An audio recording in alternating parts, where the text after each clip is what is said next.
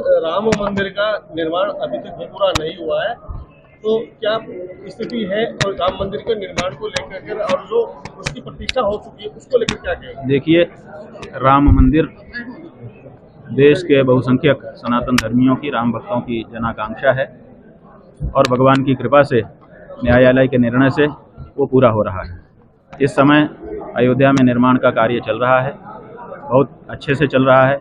भव्य मंदिर का निर्माण हो रहा है और जैसा कि हम लोगों ने पूछा और जाना है, लगभग 3 वर्ष, 2.5 वर्ष, 3 वर्ष अभी और लगेंगे, तब मंदिर पूरी तरह से निर्मित हो जाएगा।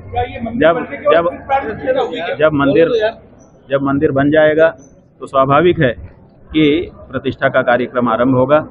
अभी जो कुछ हुआ है वो एक राजनीतिक कार्यक्रम था, वो हो गया, अब उसको भूल जाइए। राम जी का मंदिर बन रहा है, भव्य बन रहा है और जब वो निर्मित हो जाएगा तो स्वाभाविक रूप से आप बताइए कि जब मंदिर का शिखर बन जाएगा तो उस पर कलश चढ़ेगा कि नहीं चढ़ेगा? जब मंदिर का निर्माण हो जाएगा तो उसके ध्वजा चढ़ाई जाएगी कि नहीं? वहाँ पर जहाँ शिखर में जिन जगहों पर जिन देवताओं की पूजा होती है, जो न्यास होते हैं, वो होंगे कि नहीं?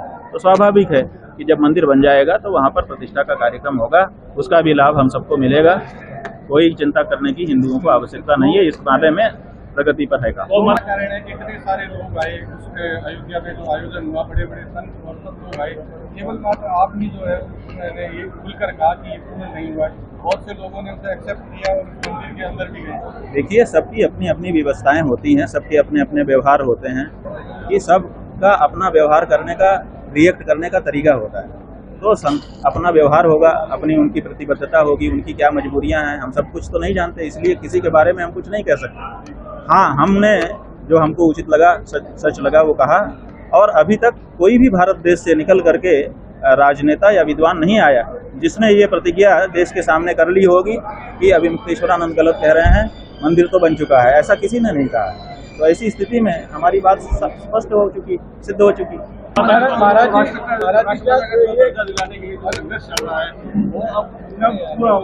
लग रहा है? गौ माता जो है ये हिंदुओं के लिए पहला काम है। देखिए, हमारे घर में जब रोटी बनती है तो हम भगवान को बहुत मानते हैं, लेकिन भगवान को पहले थाली नहीं निकालते।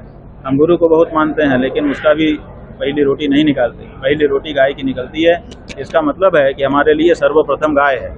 इसलिए गौ हत्या बंद करना और गौ माता को पशु की सूची से हटा करके राष्ट्र माता के रूप में प्रतिष्ठित करना, ये इस समय की हम लोगों की जिम्मेदारी है।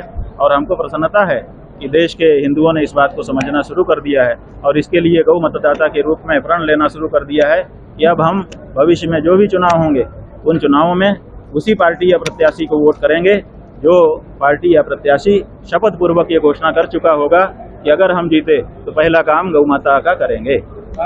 NSUI से हम कभी भी संबद्ध नहीं रहे। हाँ, अखिल भारतीय विद्यार्थी परिषद से जरूर हम संबद्ध रहे। जब हम पढ़ रहे थे उस समय छात्र नेता के रूप में छात्र संघ के अध्यक्ष का पद चुनाव हमने अखिल भारतीय विद्यार्थी परिषद के पैनल से लड़ा था और अध्यक्ष बने थे। तो इस तरह का आरोप हमारे ऊपर लगाना, ये केवल दुष्प्रचार करने की भावना है, इससे ज़्यादा कुछ नहीं।